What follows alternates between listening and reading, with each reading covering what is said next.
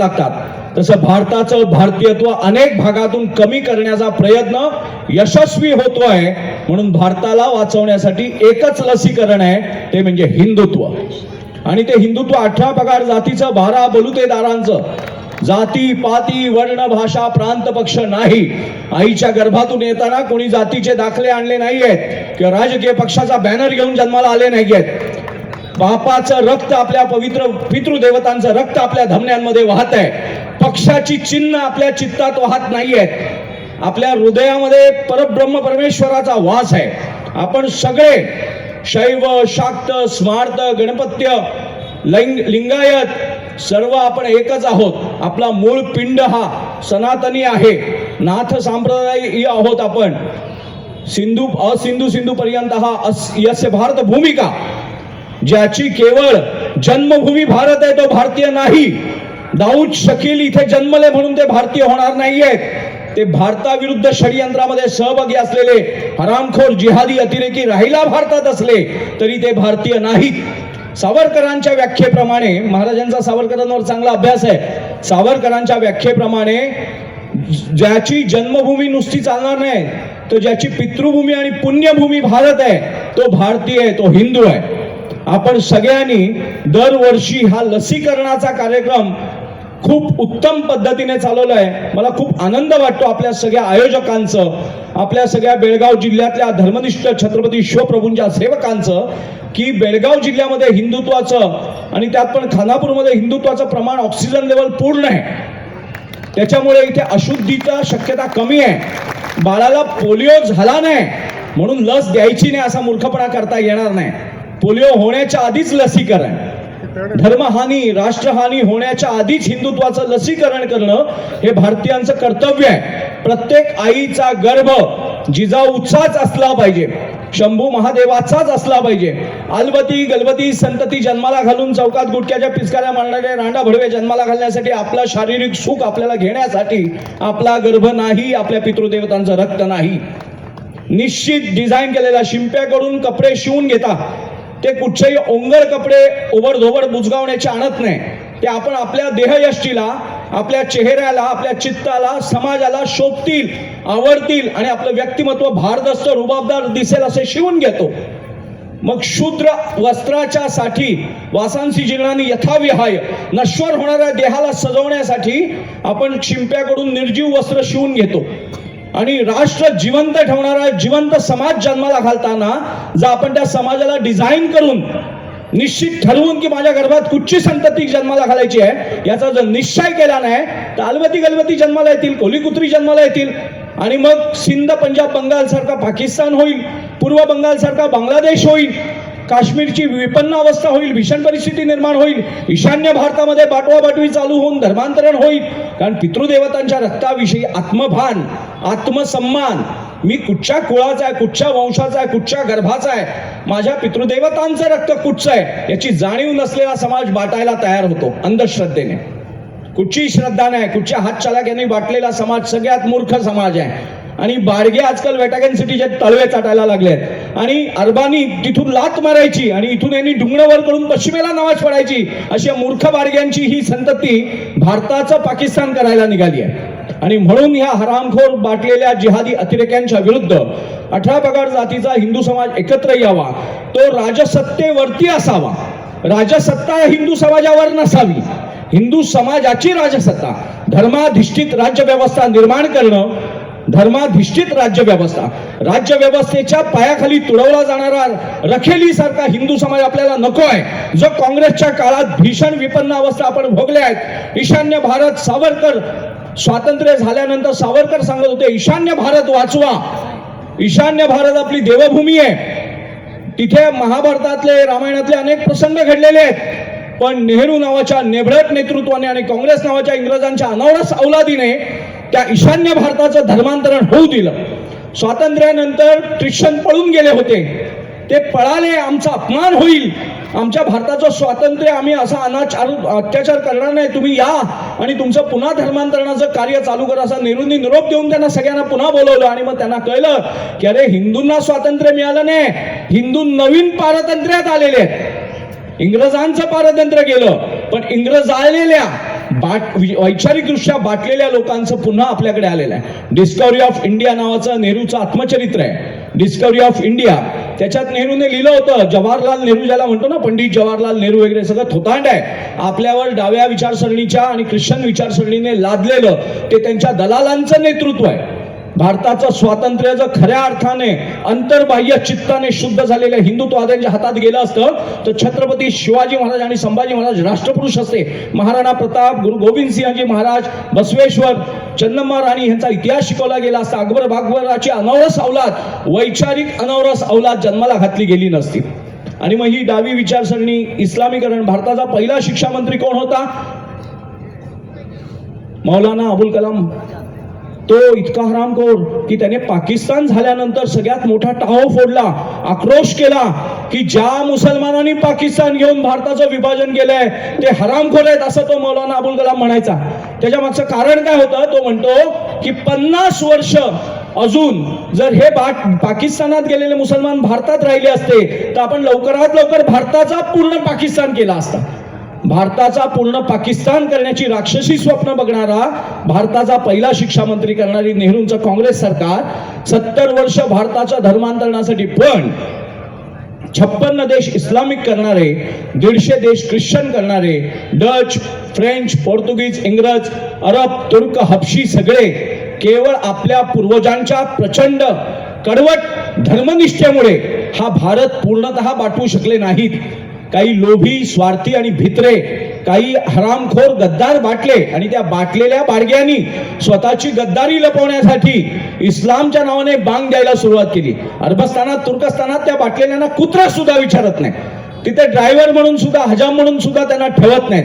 उलट पक्षी आता खऱ्या अरबस्तानामध्ये हिंदूंना सन्माननीय स्थान आहे, कारण हे अत्यंत प्रामाणिक आणि निष्ठावंत आहेत आणि घात करणार नाहीत. पण बांगलादेशी आणि पाकिस्तानी मुसलमानांना विजा देताना अनेक अटी आणि शर्ती त्या अरबस्तानामध्ये लादल्या जातात. त्यांना माहिती आहे हे घातकी आहेत, गद्दार आहेत, कारण स्वकुळाशी, स्वरक्ताशी घात करून इस्लाम बाटवल्या गेले तलवारीच्या बळावर, स्वार्थावर, लोभावर. पण बाटलेल्याची लाज नाही, वर अख्खा देश बाटवायला निघाले. ही एकदम गद्दार जात आहे.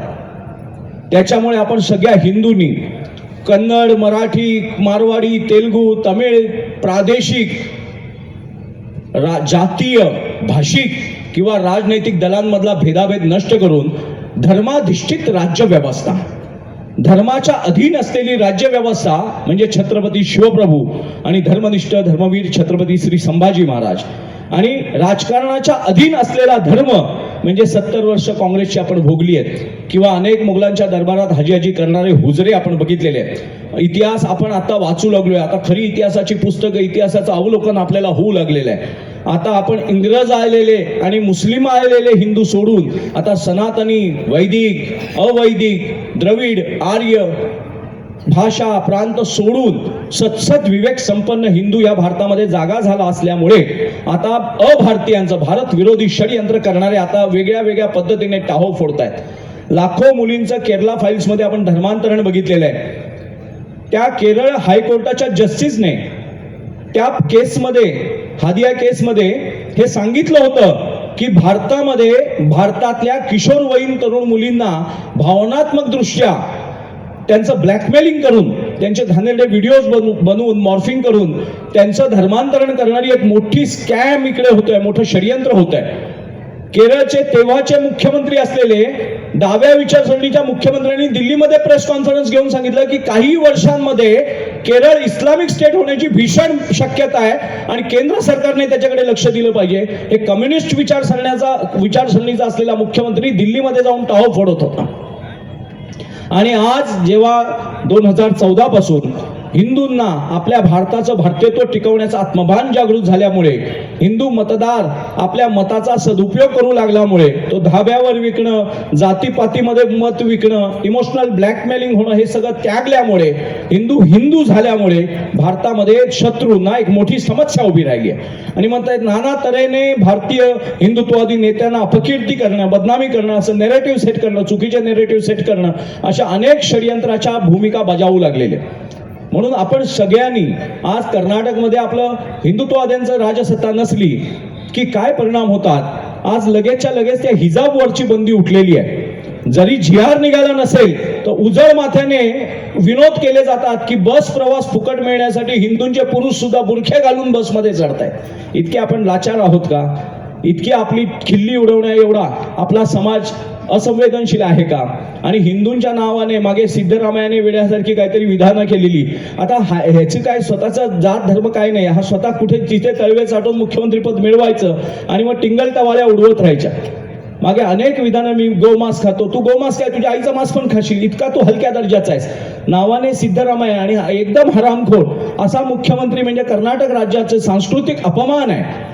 आपल्या कर्नाटक राज्याचे एक सांस्कृतिक अपमान, विटंबना जर काय असेल कर्नाटकची, तर सिद्धरामासारखा धर्मद्रोही माणूस या राज्याचा मुख्यमंत्री होणं ही राज्याची विटंबना आहे, सांस्कृतिक विटंबना आहे. तुमच्या सभ्यतेला, तुमच्या आचारसंहितेला, तुमच्या धर्मसंपन्नतेला मानणारा मुख्यमंत्री तुम्हाला देता आला पाहिजे आणि तो तुमचाच आकार असला पाहिजे, तुम्ही त्याचे याचक नसले पाहिजे. कारण आपल्या घरचं रॅशनिंग काय तो भरत नाहीये, मुलांच्या फी काय तो भरत नाहीये, पण आल्या आल्या हिजाबवरची बंदी उठवण्याचं दुस्साहस करणारे म्हणजे ह्यांना हिजाब प्रिय आहे, शिक्षण प्रिय नाही आहे. या हिजाबच्या निमित्ताने या भारतीय सभ्यतेवरच हिजाब टाकायचं असं एक षडयंत्र आहे. PFI, popular front of India, या संघटनेने कर्नाटकमध्ये खूप मोठी पाळंमुळं खणून ठेवलेली आहेत. अनेक ठिकाणी वेगवेगळ्या प्रकारच्या, आता परवाच्या दिवशी संखेश्वरमध्ये 12-13 वर्षाची हिंदू मुलगी आणि 26 ते 30 वर्षाचा मुसलमान मुलगा, त्याने तिला पळवली फक्त इंस्टाग्रामवर मैत्री करून. आणि कर्नाटक राज्यातले पोलीस राजकीय दबावाच्या दुर्दैवाने पॉस्को सुद्धा दाखल करत नव्हते. मग तिथल्या हिंदुत्ववाद्यांनी सगळा आक्रमक पवित्रा घेतल्यानंतर कुठून तरी शोधाशोध चालू झाली. 12-13 वर्षाच्या मुलीला पळवलं जातं, किती मोठा अवडंबर माजलं पाहिजे, किती आगडोंब उसळला पाहिजे, पण दुर्दैवाने ते होत नाही. आणि जे हिंदुत्ववादी श्रम घेत असतात त्यांच्याकडे दुर्लक्ष केलं जातं. पण आज मला ही खानापूरची एवढी मोठी बेळगाव जिल्ह्यातली गर्दी, सगळ्या आज संघाची शताब्दी वर्ष आहे. आज संघाने जो यत्न प्रज्वलित केला धर्मनिष्ठेचा, धर्म संस्थापनेचा, यत्र योगेश्वरा कृष्ण यत्र पार्थो धनुर्धरा तत्र श्री विजयो भूतिर ध्रुवा नीतिर मतिर्मम, असं जे भगवान श्रीकृष्णांच्या विषयी संजयाने सांगितलेला धृतराष्ट्राला शेवटचा ज्ञानाचा श्लोक आहे भगवद्गीतेतला, की जिथे भगवान श्रीकृष्ण म्हणजे जिथे परमसत्य विराजमान आहे आणि जिथे त्या परमसत्याचं आचरण करणारा साधक अर्जुन रूपात उपस्थित आहे, तिथेच विजयश्री असते. त्यामुळे विजयश्री कुठे मिळेल, विजय कुठचा होईल, हा संभ्रमित प्रश्न तुम्ही मला विचारलाय. धृतराष्ट्र आंधळा होता, नुसत्या डोळ्याने आंधळा नव्हता, विवेकाने सुद्धा, धर्माने सुद्धा आंधळा होता. लोभी, स्वार्थी आणि सगळ्या लबाड्या करण्यासाठी वाटेल ते करायचं असा आंधळा होता. नुसता देहाने आंधळा नाहीये, महाभारतामध्ये त्याला आंधळा सांगण्यात आलाय. तो शरीराचा तर आहेच, पण धर्माने सुद्धा आंधळा आहे, विवेकाने सुद्धा आंधळा आहे, स्वार्थाने सुद्धा आंधळा आहे. आणि मग त्याने व्यथित होऊन संजयाला विचारलं की इथे भीष्म आहेत, कृपाचार्य आहेत, द्रोणाचार्य, अश्वत्थामा आहे, कर्ण आहे, एकापेक्षा एक महारथी आहे. भगवान परशुरामांना हरवलेले भीष्म पितामह स्वतः सेनापती आहेत. मग तुला काय वाटतं, विजय आपलाच होईल ना? तेव्हा संजय शांतपणे म्हणतात की मला ही दिव्य दृष्टी आता प्राप्त झाली आहे की मी इथे बसून रणांगणात काय चाललंय ते तुम्हाला सांगू शकतो.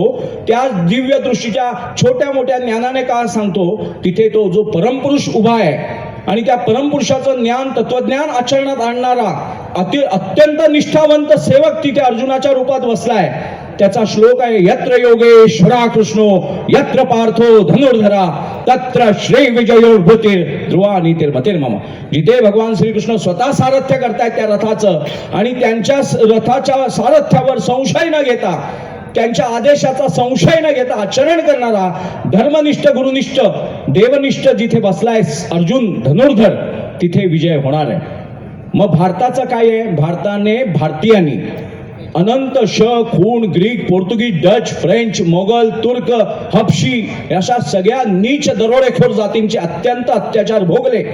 पण त्यांची निष्ठा आपल्या धर्मावर इतकी पराकोटीची होती, जसं अर्जुनाचा भगवान श्रीकृष्णावर अर्जुनाची जशी निष्ठा होती, छत्रपती शिवप्रभूंवर जशी मावळ्यांची निष्ठा होती, आणि आबासाहेबांचं कुल कलंकित होऊ नये म्हणून धर्मवीर छत्रपती संभाजी महाराजांनी नैनम छिंदंती शस्त्राणी नैनम दहती पावका न चैनम क्लेदयंत्यापो न शोषयती मारतः, या नश्वर देहाच्या वेदना भोगून मी जर बाटलो तर मला आबासाहेबांचं नावच सांगता येणार नाही. मी छत्रपती शिवप्रभू सारख्या महात्म्याच्या रक्तातून जन्माला आलोय. ते रक्त नासवण्याचा आणि बाटवण्याचं पाप करण्याचा भीषण अपराध, आध्यात्मिक अपराध माझ्या हातून होऊ नये म्हणून आनंदाने आपल्या देहाच्या यातना भोगणारे धर्मवीर छत्रपती संभाजी महाराज ह्या धर्मनिष्ठेमुळे जन्माला येतात.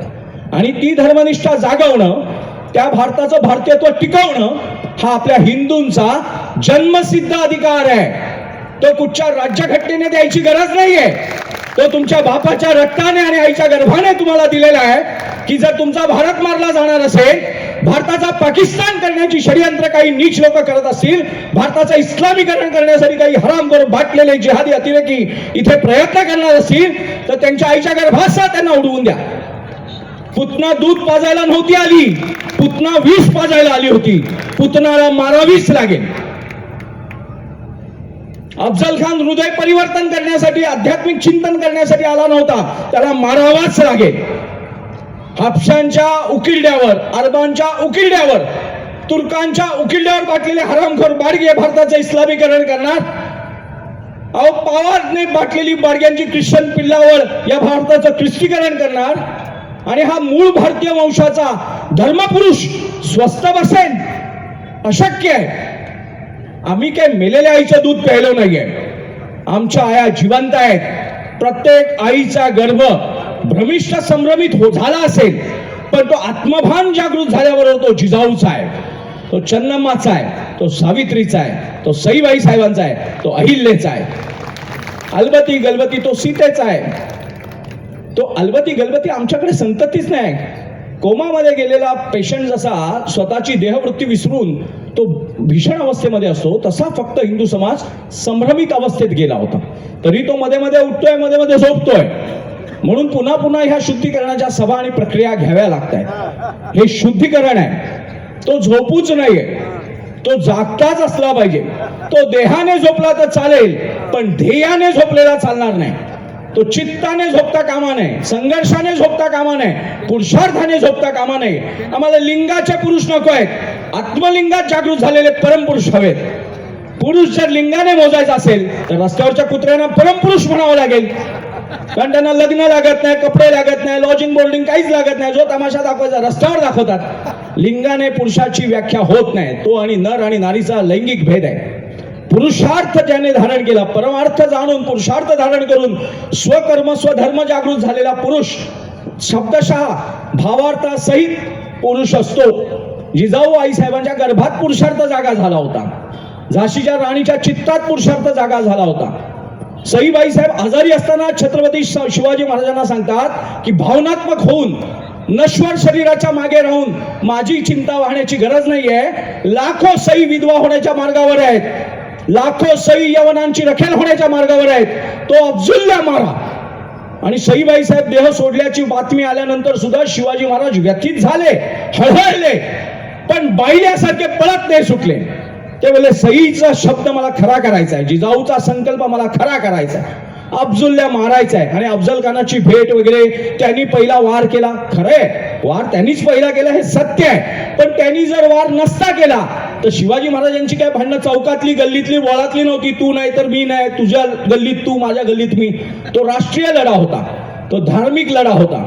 तो भगवान श्रीकृष्णाने सांगितलेल्या भगवद्गीतेचा, तुकोबांच्या गाथेचा, माऊलींच्या ज्ञानेश्वरीचा आणि नाथ संप्रदायाचा, शैवांचा, शाक्तांचा, वैष्णवांचा, भारतीयांचा लढा होता.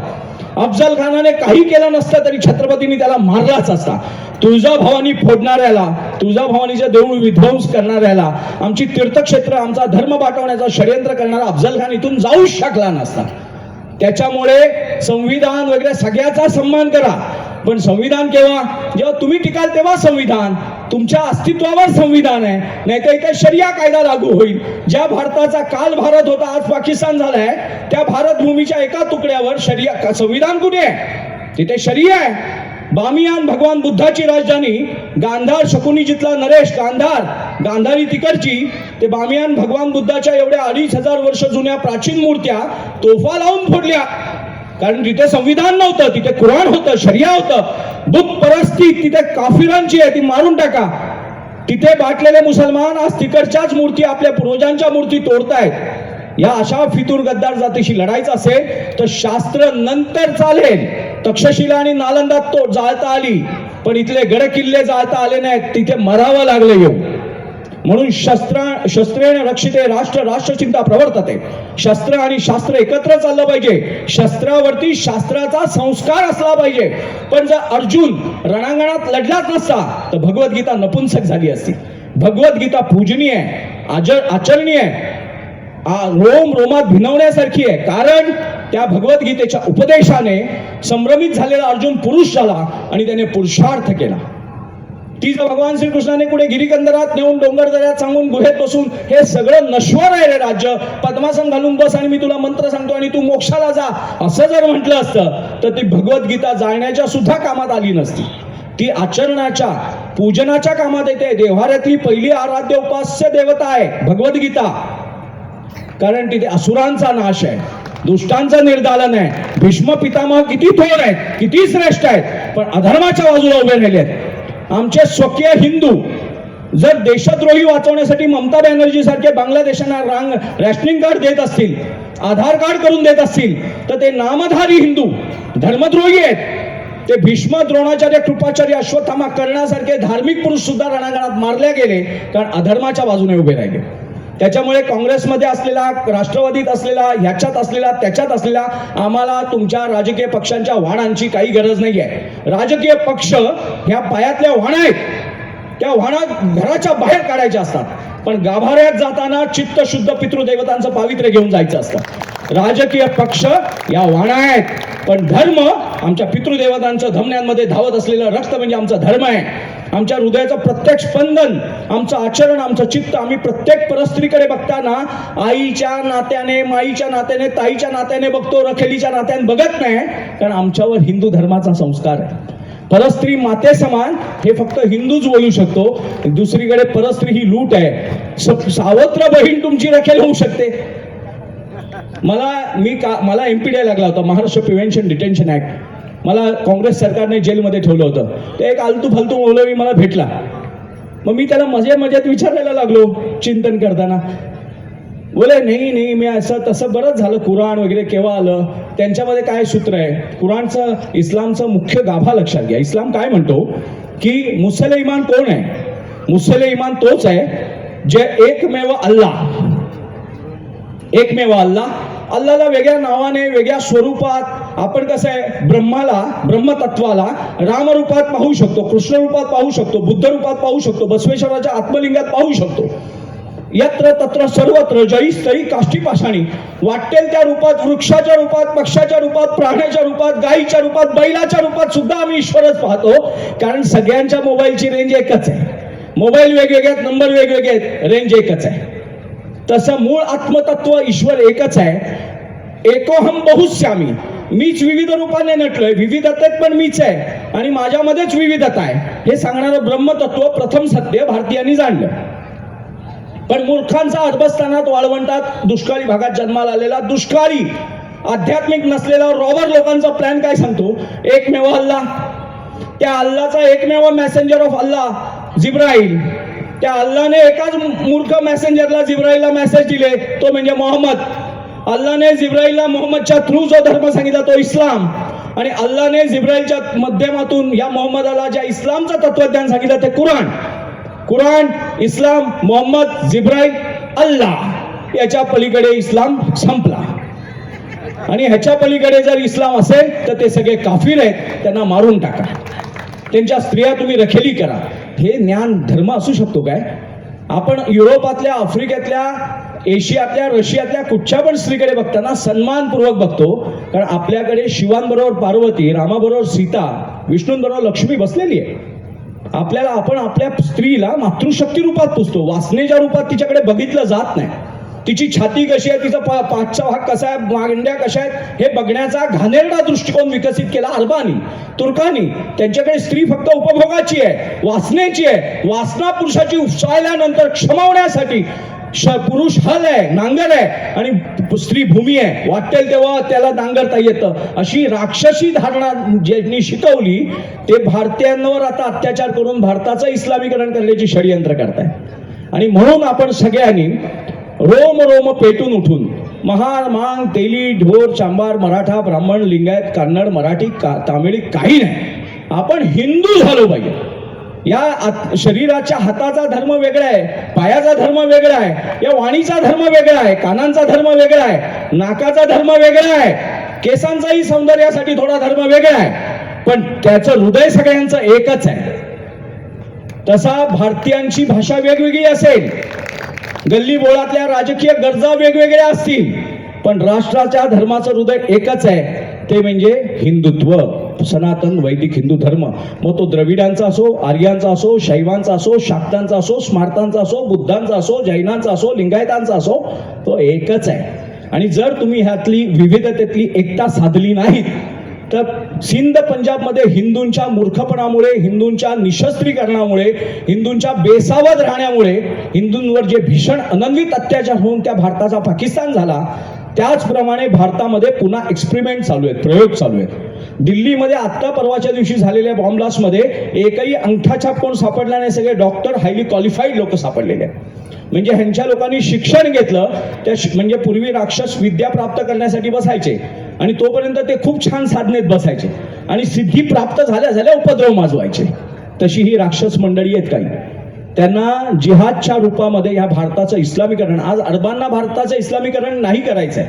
जिथे इस्लाम जन्माला आला तिथला मुसलमान आज सज्जन झालाय आणि ज्यांना लाता खाऊन तलवारीच्या जोरावर गळा कापू नका, पाहिजे तर चोटल्या कापा, असे हे भित्रे बाडगे आपलं भारताचं भारतीयत्व हरवायला चाललेत.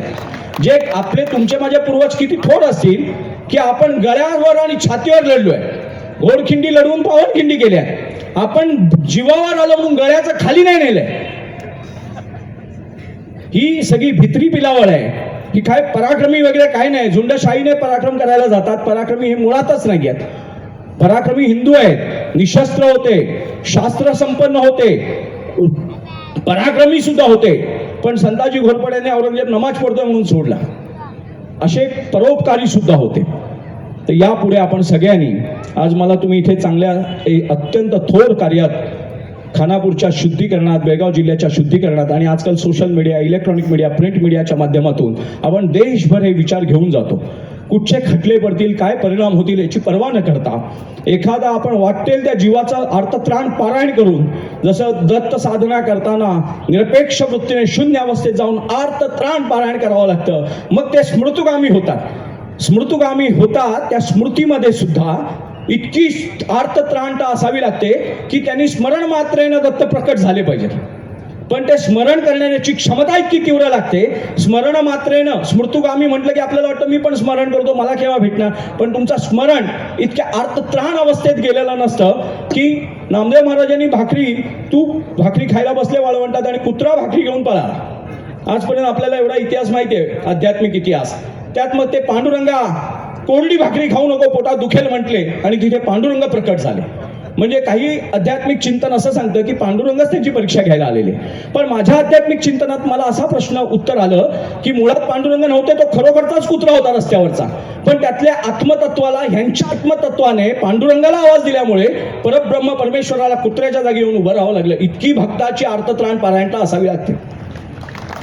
तुमची अर्थत्राण पारायणता इतकी पराकोटीला गेलेली असली पाहिजे की दगडाचा देव करण्याची क्षमता भारतीयांमध्ये आहे. ज्या दगडाला उचलून नर्मदेश्वर म्हणू तिथे नर्मदेश्वर प्रकट होतो, इतकी भारतीयांची क्षमता आहे, इतकं पावित्र्य आहे. आपण काय उकिरड्यावरची औलाद नाही. अहो, मसोबाला पुजला तर तिथे लोकांना अनुभव यायला लागतात. अनुभव दगडामुळे येत नाही, हृदयातल्या भावामुळे येतात.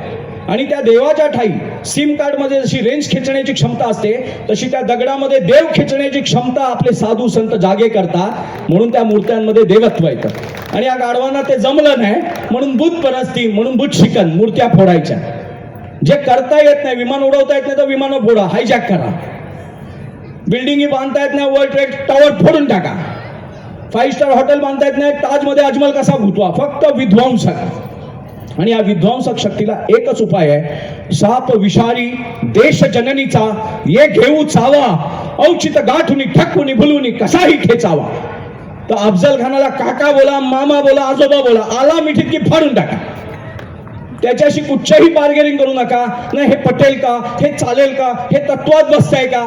शत्रू कसाही मारायचा असो, साप विषारी देश जननीचा ये घेऊ चावा. एखादी विषारी विचारवृत्ती तुमचं राष्ट्र मारायला येत असेल, मग ती एमआयएनच्या निमित्ताने असेल, अजमल कसाबच्या निमित्ताने असेल, किंवा 15 मिनिटात हिंदू मारू सांगणाऱ्या नपुंसक वल्गनातून असेल, हे विषारी साप आहेत. साप विषारी देश जननीचा ये घेऊ चावा, औचित गाठुनी ठकवुनी भुलवुनी कसाही ठेचावा. म्हणून मी सुरुवातीला सांगितलं, अफजल खानाने काय केलं नसतं ते शिवाजी महाराजांनी भोळे बापरेपणाने त्याला सोडला नसता. त्याचा कोथळा हे शिवाजीचं, छत्रपती शिवाजी महाराजांचं स्वराज्याचं तोरण आहे. आता तुकोबांच्या गाथेमध्ये, तुकोबांची एक गाथे तर अभंग आहे. तुकोबा महाराजांना कळलं, तुकाराम महाराजांना, की विरक्ती जास्त येऊन चालणार नाही, प्रमाणात विरक्ती आली पाहिजे, पण विवेक सुद्धा जागा असला पाहिजे. छत्रपती शिवाजी महाराजांचं आचरण म्हणजे भगवान श्रीकृष्ण आणि अर्जुनांचं दोघांचं एकत्र आचरण म्हणजे छत्रपती शिवाजी महाराज आहेत. इथे कृष्णही शिवाजी महाराज आहेत आणि इथे अर्जुनही शिवाजी महाराज आहेत. ज्ञान देणारेही छत्रपती शिवप्रभू आणि आचरणात आणणारे अफजल खान फाडणारे, शाहिस्तेखानाच्या सैन्यात घुसून त्याची धुळधाण उडवणारे सुद्धा शिवाजी महाराज आहेत. तर तुकोबा महाराजांना, तुकाराम महाराजांना कळलं की कदाचित अतिभक्तीने भक्तीचा अतिरेकच झाला पाहिजे, पण भक्तीच्या चुकीच्या अर्थाने, जसं टिळकांनी, लोकमान्य टिळकांनी गीता रहस्य काढलं. का काढलं? कारण गीतेचे चुकीचे उपदेश करून नपुंसक करण्याचं चाललं होतं. जे करायचंय ते देव करेल, जे करायचंय ते देव करेल, आपण काहीच करायचं नाही, निष्क्रिय करण्याची षडयंत्र चालली होती. मग गीता रहस्याचा जन्म झाला मंडाले तुरुंगामध्ये. आणि त्यांनी सांगितलं गीता प्रवृत्तीवादी आहे, निवृत्तीवादी नाही. ती समाजाला निवृत्त करण्यासाठी लिहिली नाहीये, तर धर्म कार्य करण्यासाठी, प्रवृत्त करण्यासाठी लिहिलेली आहे. तर प्रवृत्तवादी गीतेचा नपुंसक अर्थ लावून निवृत्तवादी करत होते. निवृत्त म्हणजे रिटायर्ड. तू काहीच करू नको, तू घरी फक्त बायकोच्या साड्या धुवत बस, तू काहीच करू नको, सगळं देव करेल. मग लग्नाच्या नंतर देव का नाही बोलवत तुम्ही? तिकडे स्वतःच जायचंय. मग तुकाराम महाराजांना कळलं की विरक्तीचा चुकीचा भ्रम चढता कामा नये. मग तुकाराम महाराजांनी गाथेमधले अभंगांचा बाज बदलला आणि मग त्यांनी लिहिलं, विंचू देव्हारे असी आला, देवपूजा नावडे त्याला, तेथे पैजाराचे काम अधमासी ते अधम, मऊ मेणाहुनी आम्ही विष्णुदास, कठीण वज्रास ऐसे भेदू, भले त्यासी देऊ कासेची लंगोटी, नाथ्याच्या माती हाणू काठी, दया तिचे नाव भूतांचे पालन. भूतांचं पालन करणं हा दयेचा एक भाग आहे, पूर्ण दया नाहीये. पूर्ण दया कशात आहे? पूर्ण दया दुर्जनांचा नाश करण्यात आहे. भूतांचे दया तिचे नाव भूतांचे पालन आणि निर्दालन कंटकांचे, दुष्टांचा नाश करणं ह्या पूर्ण दयेचा भाग आहे. दयेला जर पूर्णत्व आणायचं असेल, संपूर्ण दयेचा आविर्भाव ज्याच्या ठायी होतो तो छत्रपती शिवप्रभूंचा पायीक होतो. आणि आज संघाचं शताब्दी वर्षाच्या निमित्ताने आपण हे सगळं घेतोय. गेली 100 वर्ष सातत्यपूर्ण लाता खाऊन, गोळ्या खाऊन, अपमान सहन करून, आणीबाणी सहन करून, ज्यांना कधीच पद मिळाली नाहीत, ज्यांना कधीच वावा मिळाली नाही, कीर्ती मिळाली नाही, कीर्ती आणि अपकीर्ती हे दोन्ही शाप असं संतांनी सांगितलंय. पण कीर्ती थोडी आवडीशी वाटते, अपकीर्ती नावडीची वाटते. पण संघाच्या पदरात नेहमी अपकीर्ती पडली. त्या अपकीर्तीच्या भीषण परिस्थितीतून आपलं सत्कर्म सोडलं नाही आणि सातत्याने धर्मनिष्ठ समाज निर्माण करणं, प्रत्येक आईचा गर्भ शुद्ध करणं, चित्त शुद्ध करणं, प्रत्येक पित्याचं चित्त शुद्ध झालं पाहिजे. चित्त शुद्ध असेल तर चरित्र शुद्ध होईल, चरित्र शुद्ध तर रक्त शुद्ध, रक्त शुद्ध तर वीर्य शुद्ध, आणि वीर्य शुद्ध झालं तर शुद्ध हिंदू समाज निर्माण होईल. याचा ध्यास घेतलेल्या डॉक्टर हेडगेवारांनी निर्माण केलेल्या, गोळवळकर गुरुजींनी चालवलेल्या, रज्जू भैया, या अशा सगळ्या महामंडळींनी चालवलेल्या एका यज्ञाला त्याची पूर्णाहुती आता होते आहे की आता हिंदुस्थान हिंदू राष्ट्रवादाकडे चाललाय. आणि मग चुकीचे नेरेटिव्ह आणून, चुकीच्या बातम्या आणून, चुकीचे ॲनिमेशन फिल्म आणून आपल्या मनामध्ये कन्फ्युजन, संभ्रम निर्माण करणारी, षडयंत्र करणारी काही अनावरस अवलादी जन्माला आलेल्या. आपण भ्रमिष्ठ न होता, यत्र योगेश्वरा कृष्ण, यतो धर्म ततो जया, धर्माधिष्ठित राज्य व्यवस्था, यतो राजा ततो जया नाही सांगितलंय. यतो अण्णा, यतो तात्या, यतो आमदार, यतो खासदार ततो जया नाही सांगितलंय. यतो सिद्धरामय्या ततो जया नाही सांगितलंय. सिद्धरामय्या गेला तेल लावत म्हशीच्या गोट्या. सांगितलंय यतो धर्म ततो जया. म्हणून धर्माधिष्ठित राज्य व्यवस्था निर्माण करणारा हिंदू समाज जागा राहायला पाहिजे. बावळट असलेला, नपुंसक असलेला, भेकडा असलेला, बाटलेला हिंदू समाजाला सुद्धा आपण संरक्षण देऊ. पण विवेक संपन्न, धर्म संपन्न हिंदू समाज राजसत्तेत असला पाहिजे. राजसत्ता हिंदूंच्या चरणांच्या सेवेसाठी निर्माण करता आली पाहिजे. राजसत्तेचे तळवे चाटण्यात हिंदू समाजाचा वेळ जाता कामा नये. म्हणून सत्सत विवेक संपन्न, धर्म संपन्न हिंदू समाजाच्या निर्मितीसाठी राष्ट्रीय स्वयंसेवक संघाच्या 100 वर्षाच्या शताब्दी वर्षामध्ये आलेलं हे यश चिरंतन राहिलं पाहिजे, सातत्य टिकलं पाहिजे. देवळाला सुद्धा देव बसलेला असताना सुद्धा झाडू मारावी लागते, देऊळ सुद्धा स्वच्छ करावं लागतं, वर्षातून एकदा त्याचा वार्षिकोत्सव करावा लागतो. देवाच्या सुद्धा वेगवेगळ्या अवस्थांमधले उत्सव निर्माण करून तिथलं चैतन्य टिकवावं लागतं. तसं भारतीयांमधलं भारतीयत्व टिकवण्यासाठी वारंवार हिंदुत्व गिरवावंच लागतं. दो बूंद जिंदगी के. पोलिओ एकच मात्र लस अशी आहे पोलिओची की जिच्यात अपव्यवहार होत नाही, गैरव्यवहार होत नाही, ती ढापल्या जात नाही, चोरली जात नाही. दूध वाटायला दिलं ना शाळांमध्ये तर दूध गायब होतं आणि पाणीच पाजतात लहान मुलांना. पण पोलिओची एकच लस अशी आहे जी ढापता देत नाही, कारण दोनच थेंब पाजायचे ना. आपल्या मुलांना जरी 4 थेंब पडले तर पोर वाकडे होती. त्या वाटणाऱ्यांना म्हणून माहिती आईला धोकादायक आहे. घरच्या पोरांना जरी मस्करीत उघडून प्यायलं तर जीवावर यायचं. पण किती दो बूंद जिंदगी के. म्हणून हिंदुत्व हे ते पोलिओचं लसीकरण आहे. हिंदुत्व कोविड-19ची लस नाही घेतली तर चालेल, 15 दिवसात सॅनिटाईज व्हाल, क्वारंटाईन व्हाल आणि बरे होऊन जाल आणि स्वतःला ऊर्जात्मक केलं, आपल्या कुलदेवता कुलस्वामिनीचं स्मरण केलं, पितृदेवतांचं स्मरण केलं, तो तुमच्या शरीराच्याच मूलपेशी इतक्या शक्तिशाली असतात की त्या जगातल्या कुठच्याही रोगाला हरवू शकतात. फक्त मानसिकदृष्ट्या भीतीच एक अशी भीषण असते की जगातल्या कुठच्याही पराक्रमी पुरुषाला हरवू शकते. म्हणून हिंदुत्वाचं लसीकरण सातत्याने होत राहून पुन्हा आपल्याला हिजाब घालणाऱ्या राज्यकर्त्यांच्या हातात राज्य द्यायचं नाहीये. आपल्या भारताचं भारतीयत्व जिथून नष्ट होईल असा एकही राज्यकर्ता, मी बीफ खातो, तू तुझ्या आईचं मांस पण खाऊ शकतोस, तू तुझ्या आईला धंद्यावर पण बसू शकतोस, तू काय खातो, तू शेण खातोस, म्हणून आम्हाला कशाला सांगतोयस.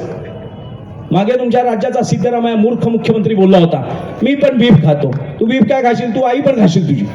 ज्याला स्वतःच्या धर्माविषयी अभिमान नाही, धर्मसंपन्नता नाही. मोदी फक्त एकाच कारणामुळे पंतप्रधान झाले, त्यांच्यातली धर्मसंपन्नता. काशी विश्वनाथाच्या लिंगावरती अभिषेक करताना भारताच्या पंतप्रधानाला सेवकाचा भाव येतो. पंतप्रधान नसून मी ह्या दास आहे लिंगाचा, ही धारणा, या रामाचा मी रामपाईक आहे, ही धारणा या भारतातून त्याला पंतप्रधान पदापर्यंत पोहोचवतोय. येतो धर्म ततो जया. धाब्यावर वाटणारा समाज आपल्याला नकोय. बोकडं खाऊन मतदान करणारा समाज आपल्याला नकोय. बाटल्यांमध्ये विजणारा बुजणारा पुरुष आपल्याला नकोय. म्हणून धर्माधिष्ठित राज्यव्यवस्थेचं निर्माण करणारं, संतांच्या वचनावर चालणारं, पराक्रमी पुरुषार्थाची पूजा बांधणारा हिंदू समाज आपल्याला हवा. त्याच्यामुळे बेळगाव जिल्ह्यातल्या खानापूर तालुक्यामध्ये दरवर्षी हा उपक्रम राबवला जातो. त्या सगळ्यांचा, त्यांच्या आईच्या गर्भाचा, पितृदेवतांच्या रक्ताचा मी कृतज्ञता आहे, धन्यवाद देतो. आपण सगळ्यांनी चालवलेला हा धर्मयज्ञ भारताचं भारतीयत्व टिकवेलच, पण भारताला जे विश्वगुरू अवस्था द्यायची आहे, कारण आध्यात्मिक तत्वज्ञान निरपेक्षपणे आध्यात्मिक तत्वज्ञान सांगायला भारतामध्ये हिंदू असण्याची गरज नाही आहे. युरोपियन लोक येऊन सुद्धा कुंभमेळ्यामध्ये भारावून जातात आणि दीक्षा घेऊन पूर्ण वैराग्य होऊन, विरक्त होऊन तिथे माळा जपत बसतात. हे भारतीयत्व आहे. इथे कुठचंही तांदूळ दिले, गहू दिले, वरती चांद्रो मामा बघ आणि खालती काम दाखवलं, असं काही लवाडीचे धंदे नाही आहेत. त्याच्यामुळे जीवाच्या भीतीने बाटलेल्यांची पिलावळ म्हणजे भारतीय नाही, म्हणजे हिंदू नाही. हिंदू हा आत्मसंपन्न आहे. आत्मलिंगाशी परमलिंगाचा संपर्क साधून देण्याची परकोटीची अवस्थेची साधना शिकवणारा आध्यात्मिक योगगुरू भारत आहे. त्या भारताचं भारतीयत्व टिकवण्यासाठी हिंदुत्वाची अत्यंत आवश्यकता आहे. मला आपण इथे बोलवलं, गेल्या वर्षीप्रमाणे जे काही मला सांगता आलं, शुद्धीकरणाची प्रक्रिया तुमच्या पुढे तुमच्याबरोबर राबवता आली, त्याबद्दल मी धन्यवाद देतो. सन्माननीय व्यासपीठ आणि उपस्थित सज्जन श्रोते, कारण ह्या श्रोत्यांना कुठचाही तमाशा दाखवण्यात येणार नाहीये, कुठचंही वाटप करण्यात येणार नाहीये आणि इथे बसलेले कुठच्याही वक्त्याने पाकिटं घेऊन इकडे आलेला नाहीये. हे व्यावसायिक वक्ते नाही आहेत, हे धर्मनिष्ठ वक्ते आहेत. नाही तर व्यावसायिक वक्ते असतात की नाही, आधी पाकिट कितीच आहे ते दाखवा, ते पोपट आपल्याला नको आहे. पाकिटांवर येणारे, स्वतःचा डिझेल खर्च करून येणारे धर्मसंपन्न लोकच आपल्याला हवे. मी बोलायचा थांबतो. छत्रपती श्री शिवाजी महाराज की, भारत माता की, पते पार्वते पते हर हर